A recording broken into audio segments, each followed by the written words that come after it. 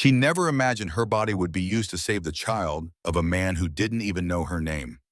Grace Williams was exhausted. Her shirt was damp with milk. Her arms ached from cradling her 5-month-old son. And her back was sore from another double shift at the NICU. She wasn't a superhero. She was just a single mom trying to pay rent and keep diapers stocked. But that night, something happened that made her more than just a nurse. It was supposed to be a quiet end to a long shift. Grace had just finished pumping in the break room when the code blue alarm went off. A young pregnant woman had arrived at the ER after a fatal car crash. There was no time to save her, but they managed to deliver the baby, barely breathing, premature, and desperately fragile. There was no family, no father present, just a tiny life clinging to breath amid chaos. The neonatal team worked around the clock. IVs were inserted, machines beeped rhythmically, feeding tubes were adjusted. But the baby refused formula. Her body was too weak to process synthetic nutrients. Her oxygen levels were dropping fast. In a desperate meeting between doctors and nurses, someone asked the impossible. Did anyone know a lactating mother? Someone who could donate milk? Or even better, someone who could try to breastfeed? There was a long silence. Then someone whispered Grace's name. She hesitated for exactly 3 seconds, not because she didn't want to help, but because she knew once she held that baby, her heart would never be the same. Still, she nodded. They brought her to the neonatal room, placed the fragile infant against her skin, and for the first time in hours, the baby's heart rate stabilized. She fed, she lived, because of Grace. 2 hours later, the father showed up. He was tall, commanding, and wore a coat that looked more expensive than Grace's car. His face was pale, his eyes hollow. This man had just lost his wife. But when he saw his daughter alive, feeding in the arms of a stranger, he didn't shout or demand. He stood frozen, watching a woman he didn't know do the one thing no machine or doctor could do. His name was Gabriel Santoro, a venture capital investor with legitimate businesses built on a family legacy most people whispered about, but never spoke aloud. Recently widowed. And now the father of a newborn he had no idea how to care for. Grace never thought she would see him again. But what he did next changed everything. There's a saying among NICU nurses, you don't choose your patients, but sometimes they choose you. That night, Grace didn't just save a baby. She became the unexpected center of a life that was unraveling. And slowly, without realizing it, she would change Gabriel's life just as much as he would change hers. Sometimes the most life-changing moments don't come in grand gestures or romantic fairy tales. They come in a quiet hospital room under harsh fluorescent lights, when one broken person does something extraordinary for another. What would you do if your body was the only thing that could save a stranger's child? And what if that moment was just the beginning? Grace Williams hadn't planned for this kind of life. At 30 years old, she was a full-time NICU nurse at Boston General Hospital and a full-time mother to a 5-month-old baby boy named Noah. Her mornings began before the sun rose and ended long after it set, usually with a bottle in one hand and a baby monitor in the other. Her apartment was small, tucked in a quiet but worn neighborhood just outside the city, creaky floors and second-hand furniture, but it was filled with warmth, laughter, and the quiet hum of survival. Grace had been on her own since the 3rd month of her pregnancy. Noah's father, once full of promises and poetic words, had disappeared the moment the reality of fatherhood came knocking. He had walked out during an argument, and days turned into weeks without a single call. Eventually, she stopped hoping. There was no child support, no co-parenting, just her, a stroller with a broken wheel, and a stubborn will to give her son a good life. Nursing had been her dream since high school, though she never expected she would end up in the neonatal intensive care unit. The first time she held a premature baby, barely bigger than her hand, she cried. Not from sadness, but from the sheer weight of how fragile and beautiful life could be. NICU work was relentless. Babies fighting to breathe, machines never silent, and families walking a tightrope between hope and heartbreak. But it gave Grace a sense of purpose. She couldn't fix her own life completely, but she could help save someone else's. Still, life outside the hospital was anything but easy. Her schedule left little room for rest. Between night shifts and early feedings, she was often running on caffeine and instinct. Grocery shopping had become a game of budgeting, and she kept a running list of diaper sales across 3 different stores. There were nights when she cried from exhaustion, silently rocking Noah in her arms while staring out the kitchen window, wondering if things would ever get easier. But there was one thing she never did: give up. Her love for Noah was fuel that kept her going. She saw him as her miracle, the reason her broken past didn't define her. She had grown up in a quiet town in Vermont, raised by a single mother who worked 2 jobs and still managed to tuck her in every night with a story. Her father had left when she was 9, a vague memory made up of empty chairs and promises he never kept. Grace knew what abandonment felt like, and she had sworn long ago that she would never pass that legacy on. She wanted her son to know what security felt like, what it meant to be chosen of every single day. The hospital became her second home. The nurses she worked with were like family. They swapped shifts to help each other, shared breast milk when needed, and then celebrated every ounce of weight gained by their tiny patients. Grace was respected not just for her skill, but for her heart. She had a calm presence that comforted panicked parents and soothed crying infants. And yet, despite all that strength, she still carried quiet fears. She feared the future. She feared something would happen to her and leave Noah alone. She feared being stuck in a loop where she gave everything but received nothing in return. What she didn't know, what she couldn't have imagined, was that one night when baby and one stranger would begin to shift everything she thought she understood about love, family, and second chances. At the time, Gabriel Santoro was just a name she heard whispered among the doctors, a high-profile patient's husband, rich, grieving, and completely disconnected from the newborn left behind. Grace didn't think much about him. She didn't have space in her mind for someone like that, someone whose world seemed so far removed from hers. But fate doesn't ask permission. It only waits for the right moment. And Grace's moment had just begun. Gabriel Santoro stood in the hallway of the NICU, staring through the glass at a scene that didn't make sense. His newborn daughter, swaddled in pale blue, was feeding quietly in the arms of a woman he didn't know. The woman had her dark hair tied back in a loose bun, her hospital scrubs slightly wrinkled, a badge clipped to her chest. Her expression was calm, focused, maternal. The baby, his baby, was alive because of her. Just hours earlier, Gabriel had been in another city, locked in a private meeting, negotiating a deal that would have added millions to his portfolio. His phone turned off, unaware that his wife was in an ambulance fighting for her life. By the time he arrived at the hospital, Isabel was gone, and all that remained was their daughter, born prematurely and barely holding on. He had missed everything: the birth, the final heartbeat, the last goodbye. Now, as he watched Grace cradle his daughter with a kind of reverence he couldn't understand, something inside him cracked. When he finally stepped into the room, his voice was barely audible. Grazie. The word came out broken, heavy with emotion he couldn't name. Grace looked up briefly, nodded, then turned her attention back to the baby. She wasn't seeking attention or gratitude. She was just doing what needed to be done. Over the next several days, Gabriel returned to the hospital, always hovering at the edge of the room, always watching Grace with a quiet intensity. She continued breastfeeding the baby, who they had named Emma, 3 times a day under a temporary hospital order signed by the medical board. It was highly unusual, but in this case, medically necessary. The bonding, the skin contact, the nutrition, all of it was saving Emma's life. At first, their conversations were short, clinical. Gabriel would ask how Emma was doing. Grace would reply with details about her weight, feeding intervals, and vitals. He was guarded, stiff, not used to being vulnerable or at the mercy of others. Grace was patient but distant, her kindness automatic, not personal.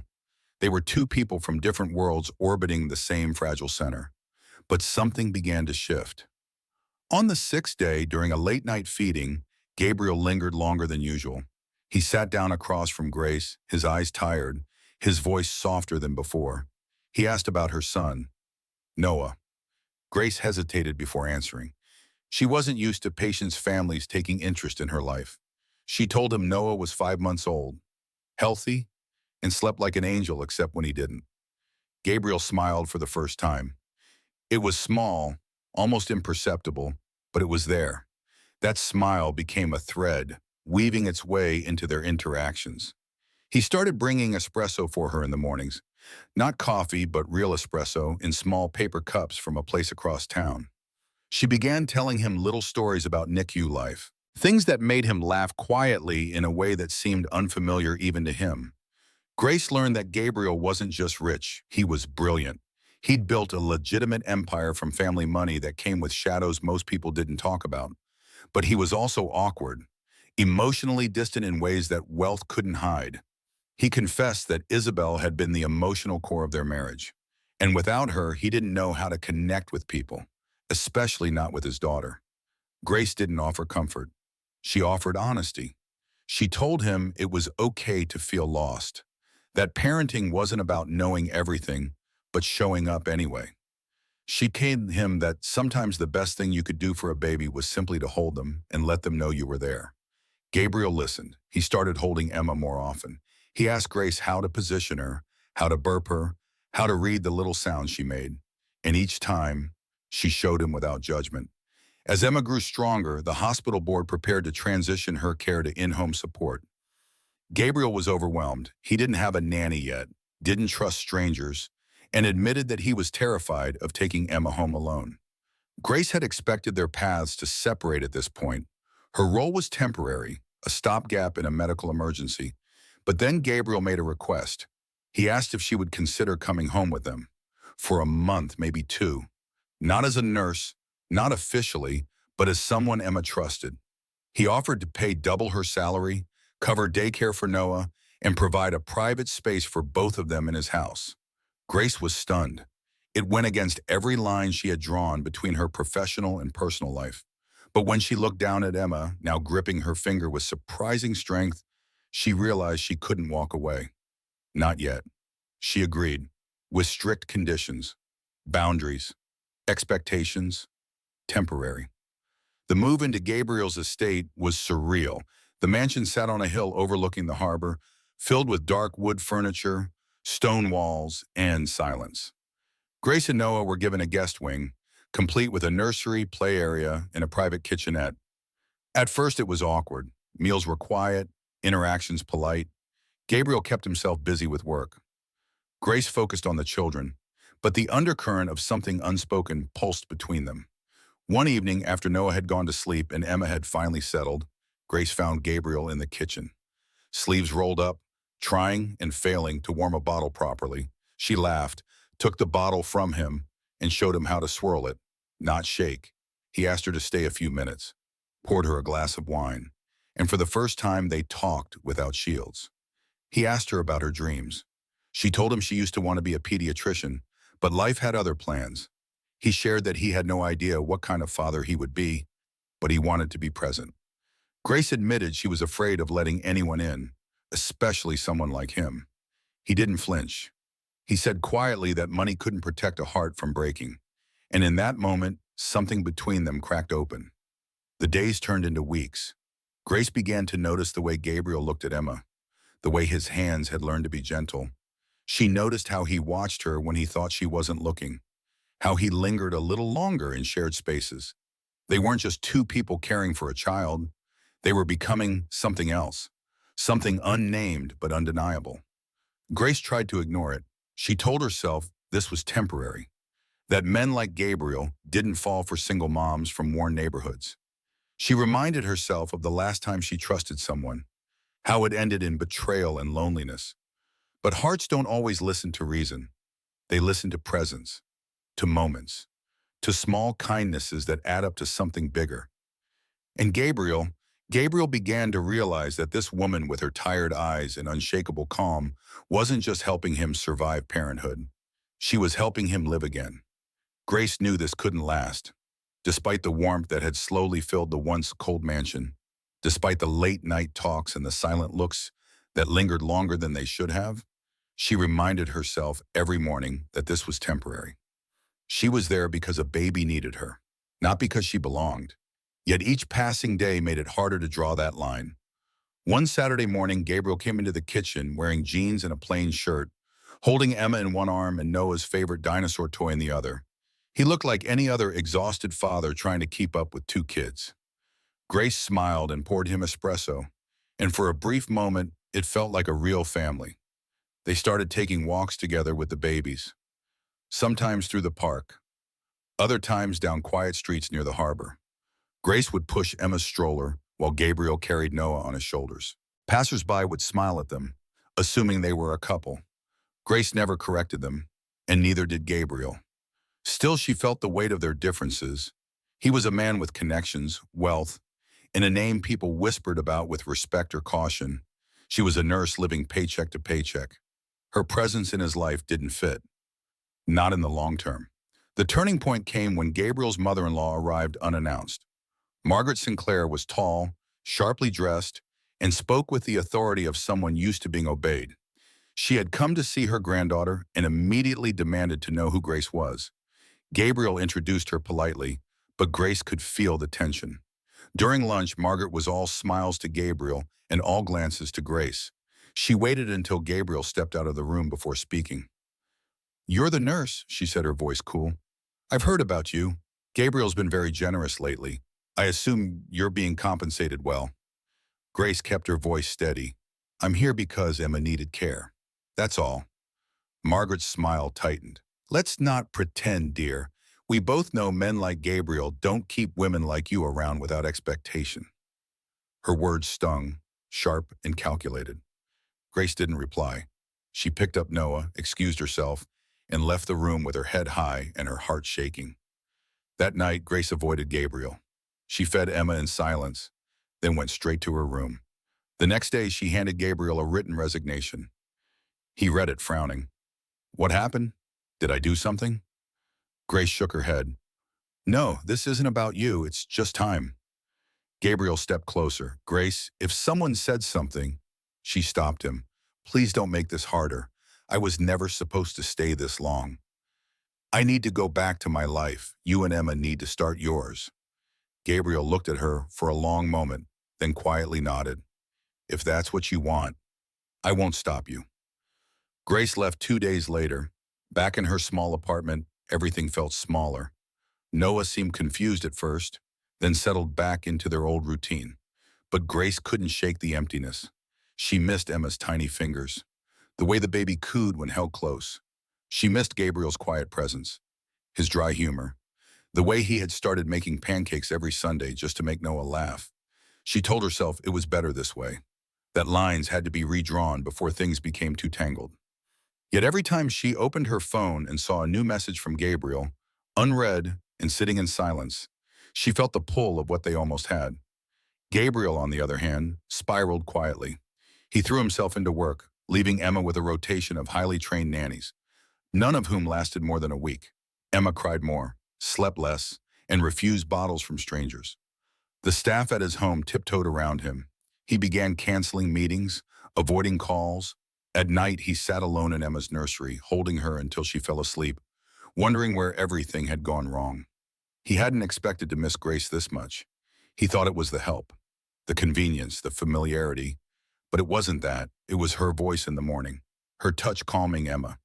The way Noah's laughter filled his home like it had always belonged. He missed the way she challenged him, how she never cared about his money or his name. She had looked at him like he was a man, not a legacy. One evening after a long silence, and he finally replied to one of Grace's old texts. Just a simple line, "Emma misses you."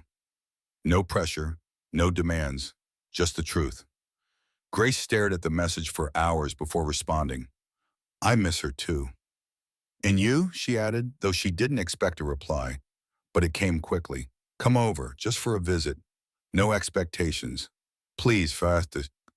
Grace hesitated. Her heart told her to run toward him. Her mind reminded her of Margaret's voice, of her own fear. Still, the next morning, she packed Noah's things and drove to the mansion. Gabriel opened the door himself, Emma in his arms. The baby squealed at the sight of Grace, reaching for her with both hands. Grace took her, tears pricking her eyes. Gabriel didn't speak at first. He just watched them, his expression unreadable. Finally, he said, "I tried. Alone. I can't." Grace looked at him, heart pounding. "What do you want from me, Gabriel?" He stepped closer. "Not help, not pity. You. I want you here because this feels like home. Only when you're here." Grace didn't answer right away. She sat on the couch holding Emma, watching Noah crawl toward the play area like he'd never left. Her heart ached with the weight of everything unsaid. "I'm scared," she whispered. "I've been left before, lied to. I can't go through that again." Gabriel knelt in front of her.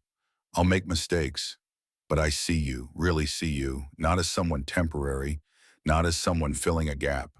You're everything I didn't know I was missing. And I don't want to lose you again."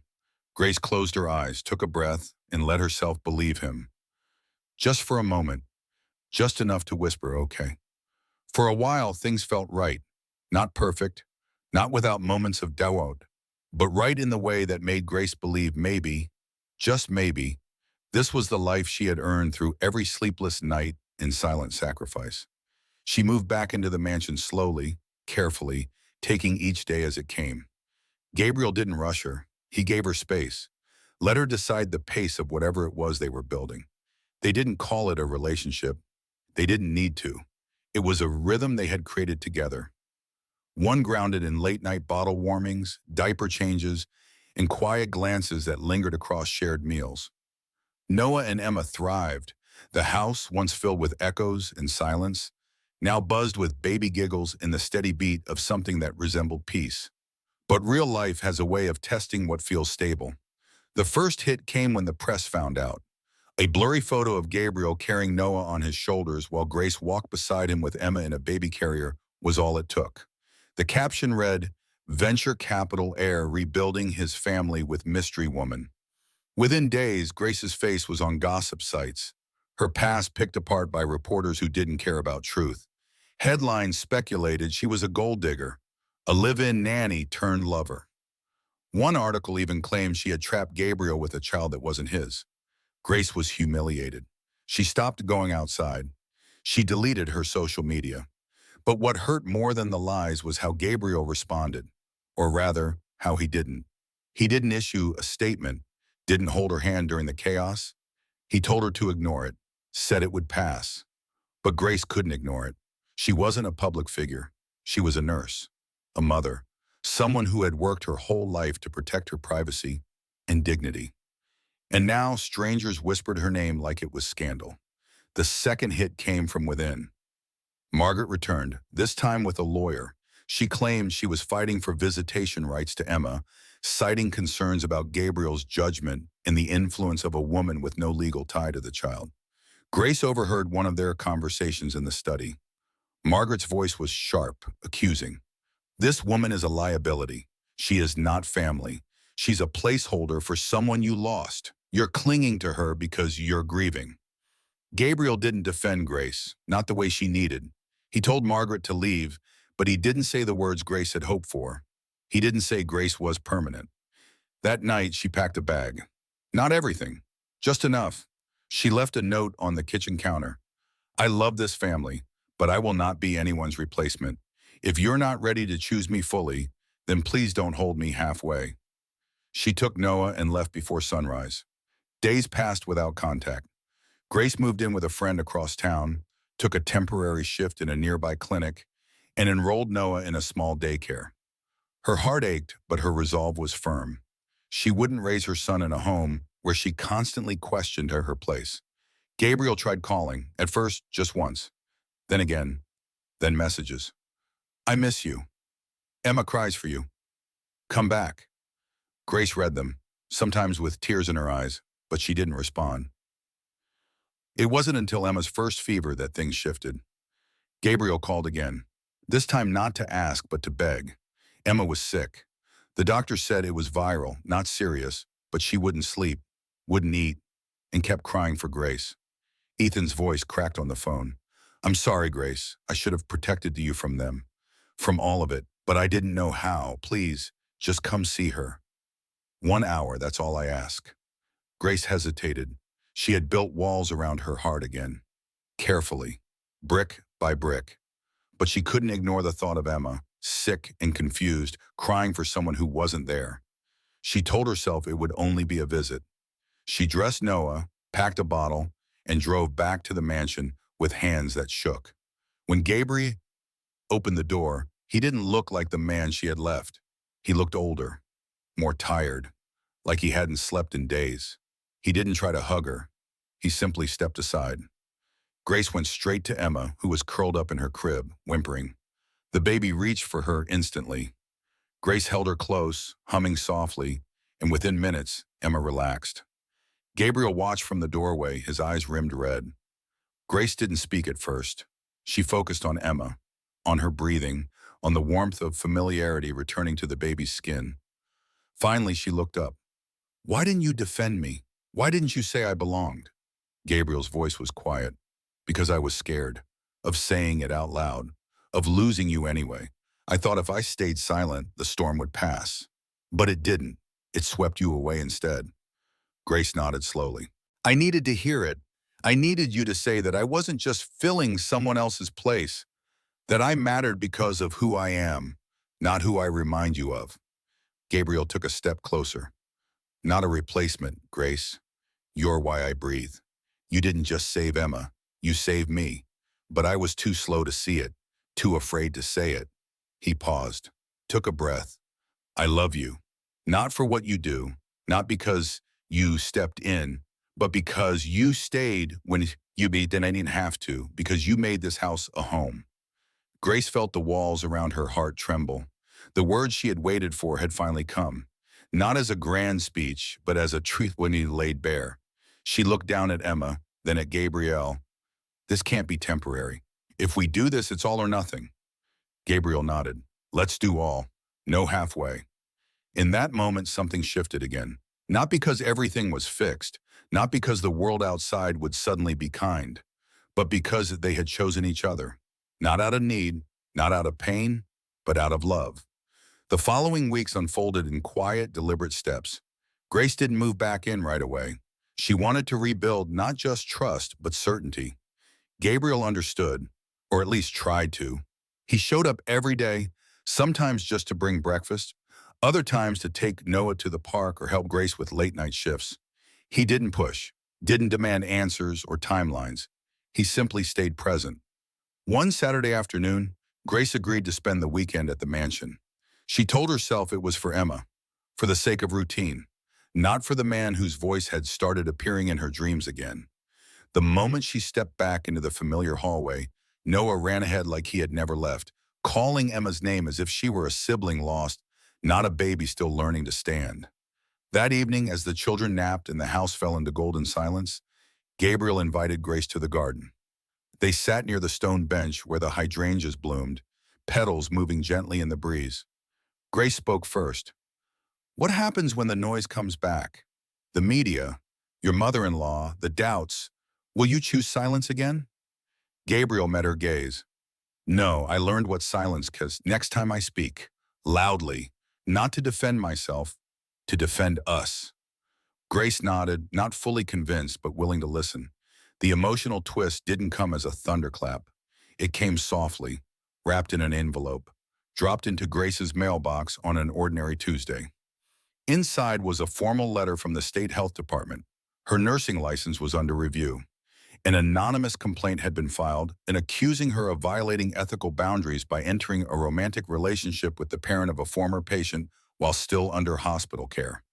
Grace's hands shook. She read the letter twice, then sat on the edge of her bed, the words blurring into static. She knew it had to be Margaret. The timing, the tone, the veiled threats from weeks ago. It all added up, but none of it made the blow any easier. Her career was her identity. It had carried her through motherhood, heartbreak, and survival. Now it hung by a thread. She called Gabriel, her voice flat, mechanical. He arrived 20 minutes later. When she handed him the letter, he read it in silence, then folded it carefully. "I'll handle this. Legal. Whatever it takes." Grace shook her head. "This isn't about lawyers. This is my name, my integrity. Once it's stained, I can't clean it with money." Gabriel looked away, jaw tight. "She's doing this to get to me. I'll make her stop." Grace stepped closer. "I don't want revenge. I want truth. I want to be seen as more than a woman in your shadow."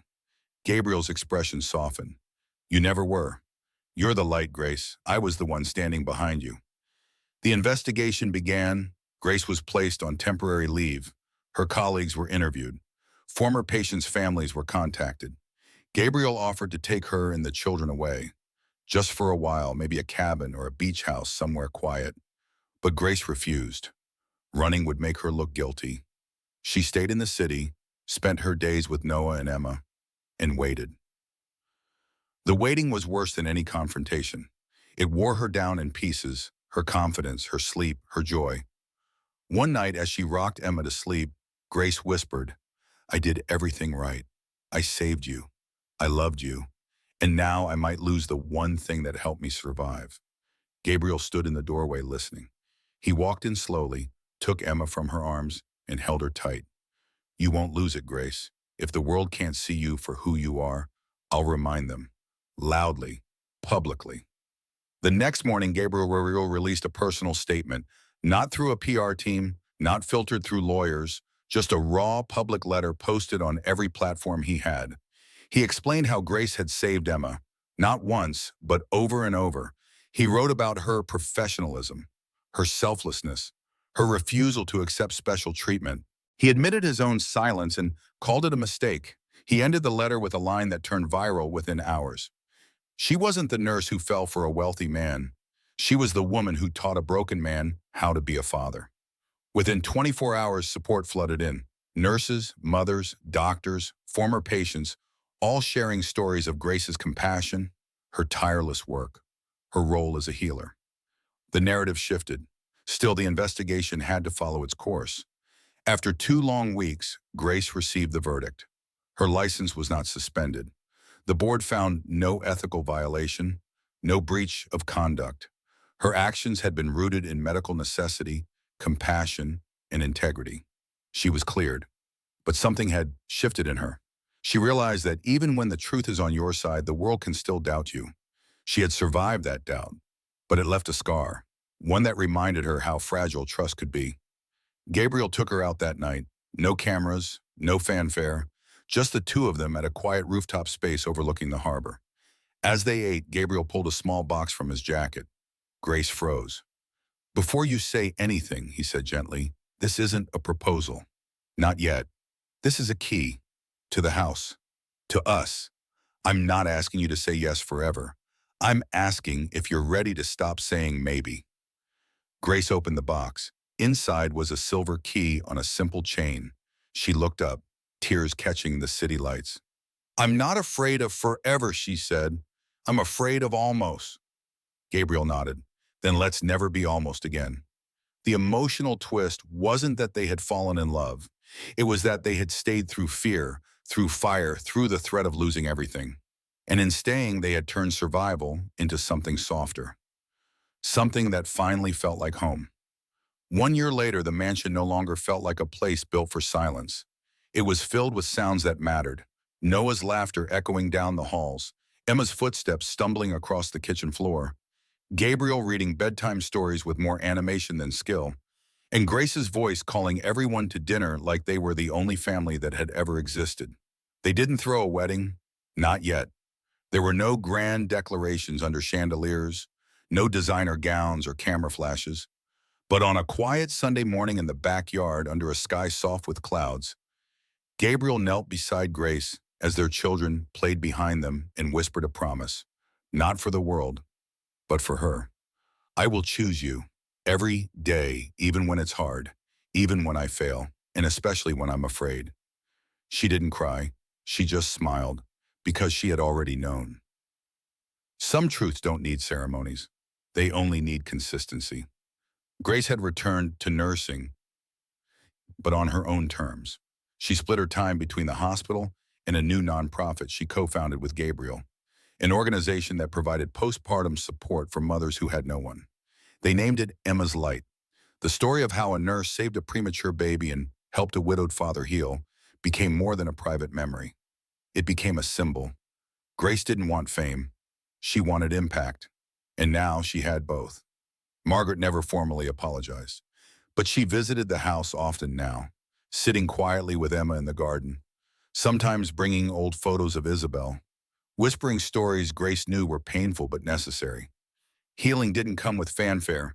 It came in small allowances of grace, both given and received. One evening, after both children had fallen asleep, Gabriel and Grace sat on the porch swing, their hands intertwined, watching the sky shift into stars. He turned to her and said, "I used to think love came all at once, that it had to be perfect or it wasn't real. But you taught me that real love shows up slowly, stubbornly, even when you don't ask for it." Grace leaned into him, her voice quiet but firm. "Love isn't something that rescues you. It's what grows when you both choose to stay, especially when leaving might be easier." Their journey hadn't been perfect. There were nights of doubt, mornings of exhaustion, and days when the past threatened to steal their present. But they had built something, not on fantasy, but on endurance, choice, and trust rebuilt piece by piece. Grace had walked into the NICU that night, expecting to finish her shift and go home. Instead, she had started a life she never planned for, but somehow always needed. She hadn't saved Gabriel. She hadn't even set out to love him. All she did was show up when it mattered, and somehow that had been enough. The final truth came from a note Gabriel once left on her nightstand, one she found months later, folded beneath a coffee cup. "You weren't the miracle. You were the one who believed we still deserved one, and you gave it to us anyway.